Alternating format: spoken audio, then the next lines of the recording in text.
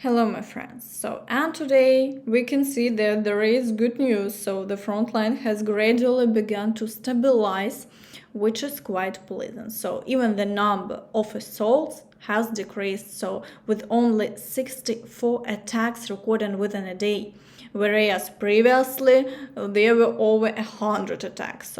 However, battles continue on the Ukrainian front, so let's briefly review the situation along the front line, starting with the Chasiv Yar direction. So here, after yesterday's lull, the occupiers have resumed their assaults on Novyi, microdistrict, and Ivanivske and Andriivka.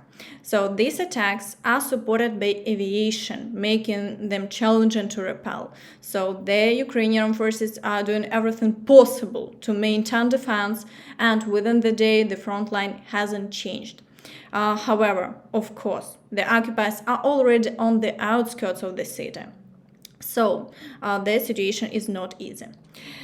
In the Pokrovsk direction, so the occupiers conducted 18 attacks within a day, and here the situation is beginning to develop very interestingly. So attacks have begun on Olexandropil. So it seems the occupiers want to further expand their control territory around Ocheretine and Keramik to prevent the Ukrainian forces from cutting off this section of the front. So, moreover, by doing so, they could move closer to New York and Toretsk. Aiming for more shelling and offensive actions on these settlements in the future. So, battles also continue in the area of Novo-Alexandrivka with renewed attacks on the village of Progress, and since they failed to capture the village of Sokil, so they are trying to break through to Yevgenivka. Additionally, battles are ongoing for Novoselivka-Persha area, with attacks from both sides simultaneously. So here, since they failed to capture Novopokrovsk, they are pushing further through the fields to encircle these settlements. And this direction remains the most active, with the Russians deploying a significant number of reserves to advance. So it's evident they are trying to pull this section of the front towards Novohrodivka, and from there they will likely attempt to advance towards Pokrovsk and Mirnograd.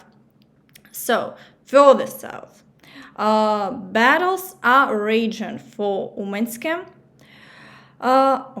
for Umenske and Netailove. But within the day, the front line remains unchanged. So the Ukrainian forces managed to hold the defense, and thus the front line has practically stabilized, although the battles very actively continue. In the direction of Mariinka. So the occupiers are attempting to storm Krasnohorivka to push the Ukrainian forces out of the northern part of the city. So battles are also raging in the area of the village of Konstantinivka, but within the day the Russians haven't achieved any success and the front line remains unchanged. In the direction of Vuhledar. So the occupiers continue their attempts to break through closer to Vadiana, but as before, they cannot advance beyond the road and the front line remains unchanged. So the battles for Urozhaine also persist. But here, the Ukrainian forces even conduct counterattacks, leaving the occupiers with nothing but losses. Therefore, success is on the side of the Ukrainian forces. In the Zaporizhia direction. So the occupiers are attempting to break through to Robotine. And according to unofficial information, so they even periodically capture some positions, but the Ukrainian forces push them back. And as a result, some trenches change hands. However, it cannot be said that the occupiers have fully captured Robotine, as it's said by some Russian and even Ukrainian sources. So therefore, the fight continues. Moreover, battles have resumed in the area of Verbove, and here the occupiers conducted 4 assaults along the entire direction, but didn't achieve any success, and we await official information regarding Robotine. So, in the Kherson direction, the occupiers conducted 2 assaults on the village of Krenki on the left bank. Additionally, shelling of the right bank persists, and both artillery and aviation with guided bombs are frequently used. So it's evident that the Russians continue to fly calmly, knowing that they are currently vulnerable to being shot down. So therefore, the situation with shelling remains tense.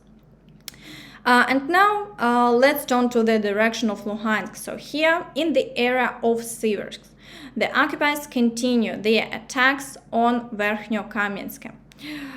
So they are attempting to break through in the areas of Spirne, Vyimka, and Rozdolivka. However, the fighting around Bilohorivka has ceased. So the occupiers haven't achieved success, so the front line remains unchanged in this area.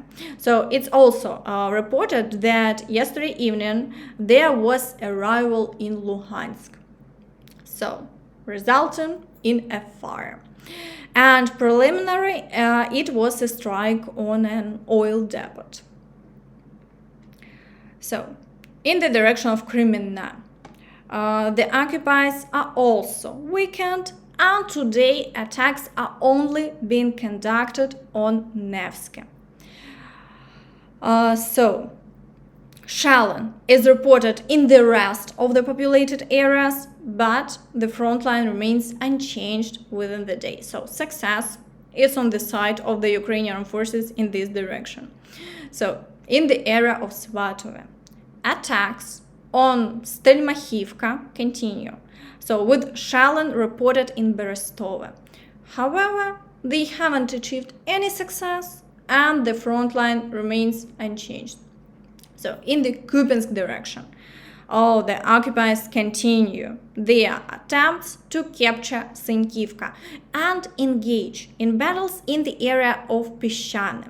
However, the Ukrainian forces are successfully repelling the attacks, preventing the occupiers from advancing closer to Kupiansk. And all attacks are successfully repelled. Therefore, the front line hasn't changed within a day. And additionally, on some fronts, FPV drones are mainly used to repel attacks.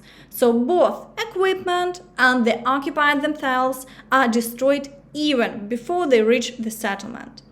So, meanwhile, it seems that Russia continues to try to gather information on the plans of NATO countries and Ukraine. So I think everyone remembers how a listening device was found in the Luzhny office. And now it's reported that a listening device was also found in Poland. So in the room where a meeting was supposed to take place. So State Security Service and Internal Security Agency employees found the device during a routine inspection of the premises in Katowice, where a meeting of the Polish government was scheduled to take place today. So this meeting of the Polish government is dedicated to the start of the 16th European Economic Congress. And at the Congress, Polish Prime Minister Donald Tusk and European Commission President Ursula von der Leyen are expected to present a plan for Europe. This may indicate that Russian agents are everywhere. And that's all from me. Please don't forget to like this video, subscribe to the channel, and hit the notification bell to stay updated on all the latest news.